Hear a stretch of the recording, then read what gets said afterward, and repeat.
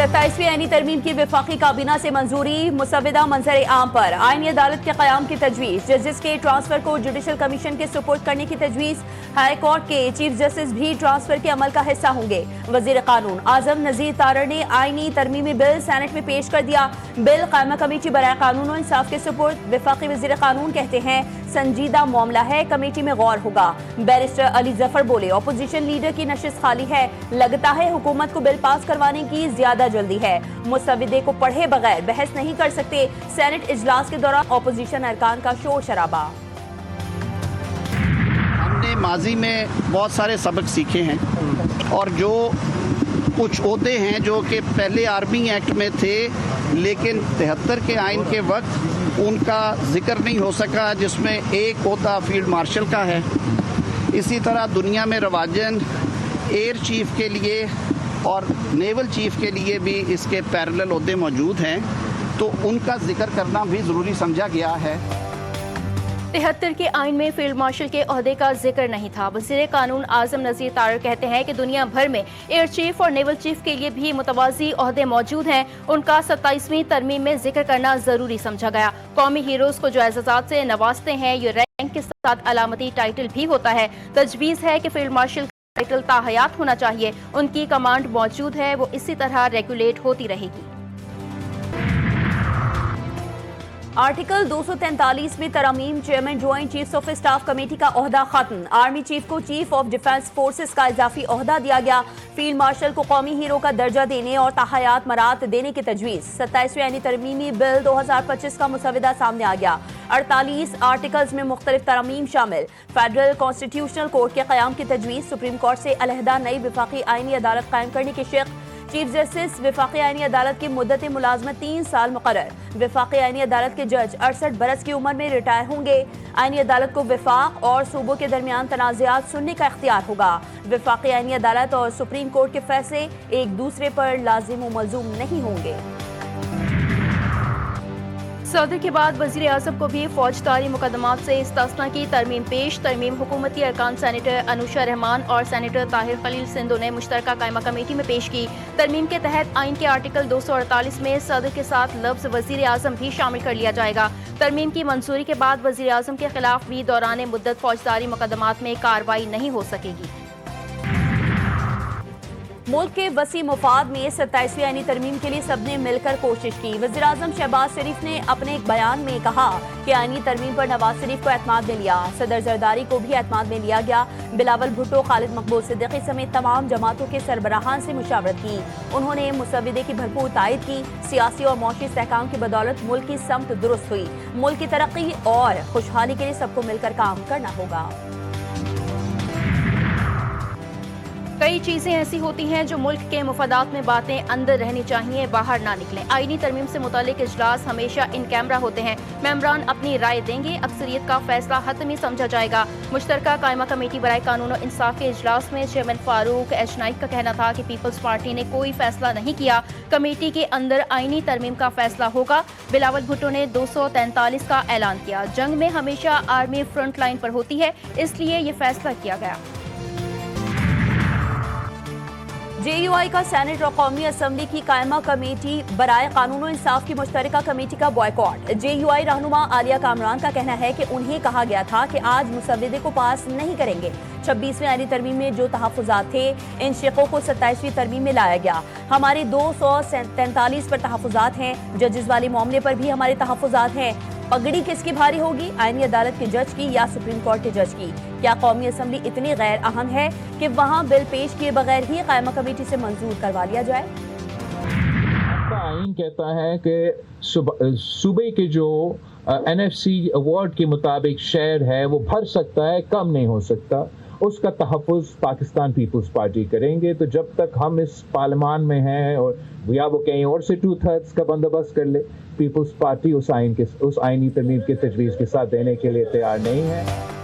Peoples party का 27वीं तरमीम के 3 नुकात पर हुकूमत की हिमायत का ऐलान। बिलावल भुट्टो ने कहा कि आर्टिकल 243 में तरमीम पर हुकूमत की हिमायत करेंगे। 27वीं तरमीम से जमहूरियत को कोई खतरा नहीं। صدر کے اختیارات پر کوئی اثر نہیں ہوگا. آئینی عدالتیں بننی چاہیے. ججز کے ٹرانسفر کا اختیار جوڈیشل کمیشن کے پاس ہونا چاہیے. NFC میں صوبوں کے فنڈز کم کرنے کی مخالفت کریں گے. دوہری شہریت سے متعلق ترمیم کی حمایت نہیں کر سکتے. میثاق جمہوریت میں اور بھی چیزیں ہیں جن پر عمل درآمد ہونا چاہیے. پاکستان، ترکیہ اور آذربائیجان 3 ملک ہیں لیکن ہمارے دل ایک ساتھ دھڑکتے ہیں. وزیراعظم شہباز شریف کا آذربائیجان میں یوم فتح کی تقریب سے خطاب.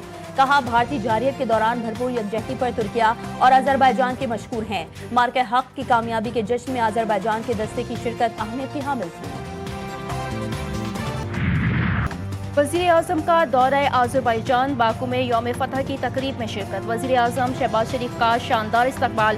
دونوں ملکوں کے ترانے بجائے گئے. آذربائیجان کے یوم فتح کی پریڈ. وزیر اعظم شہباز شریف نے آذربائیجان کے صدر کے ساتھ معائنہ کیا. پاک فوج کے خصوصی دستے کی بھی یوم فتح کی پریڈ میں شرکت. JF-17 تھنڈر طیاروں کا فلائی پاسٹ. آذربائیجان کے صدر الہام علیوف کا خطاب. کہا کہ پاکستان اور ترکی نے جس طرح ساتھ دیا اس کو کبھی فراموش نہیں کیا جائے گا. تقریب سے ترک صدر کا بھی خطاب. کہا آذربائیجان کی حکومت اور عوام کو یوم فتح کی مبارکباد دیتے ہیں. وزیر اعظم شہباز شریف کی یوم فتح کی تقریب میں شرکت پر خوشی ہوئی.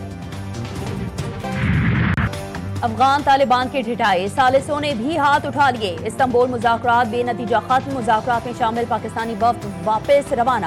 وزیر اطلاعات عطا اللہ تارڑ نے کہا کہ افغان سرزمین سے ہونے والی دہشت گردی پر قابو پانے کی بنیادی ذمہ داری افغانستان پر ہے. کابل حکومت کو بین الاقوامی برادری کے سامنے کیے گئے وعدے پورے کرنے ہوں گے. پاک افغان مذاکرات ختم ہو چکے. مذاکرات کے اگلے دور کا اب کوئی پروگرام نہیں. وزیر دفاع خواجہ آصف کا کہنا ہے کہ ہمارا خالی ہاتھ واپس آنا اس بات کی دلیل ہے کہ ثالثوں کو بھی اب افغانستان سے امید نہیں.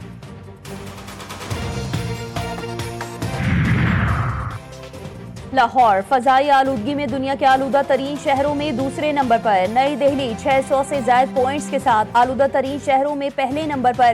بھارت کسانوں کو فصلوں کی باقیات جلانے سے روکنے میں ناکام. بھارت سے آنے والے زہریلے دھوئیں نے لاہور سمیت پنجاب کے دیگر شہروں میں سانس لینا دشوار کر دیا. کراچی سمیت سندھ بھر میں ڈینگی کے وار جاری. گزشتہ 24 گھنٹوں میں مزید 2266 افراد ڈینگی کا شکار ہوئے. متاثرہ افراد کی رواں ماہ کی تعداد 5701 ہو گئی. کراچی سے 589 نئے ڈینگی کیسز سامنے آئے. کراچی میں ڈینگی اور ملیریا کے بعد وائرل انفیکشن کا حملہ. موسم کی تبدیلی شہریوں کو متاثر کرنے لگی.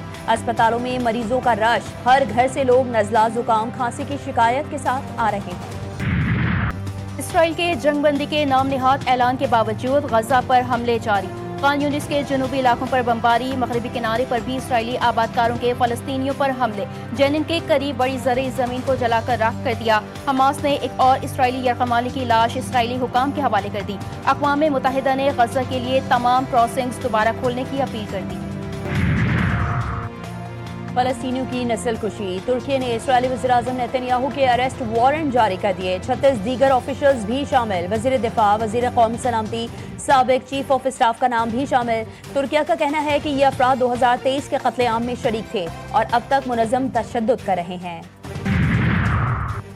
ایرانی صدر کہتے ہیں کہ کسی کے دباؤ میں آ کر اپنا جوہری پروگرام ترک نہیں کریں گے. ایران امن کا خواہاں ہے لیکن کسی دباؤ یا زبردستی کے آگے نہیں جھکے گا. جوہری پروگرام پر مذاکرات کے لیے تیار ہیں. میزائل پروگرام پر بنا بات چیت کا کوئی امکان نہیں.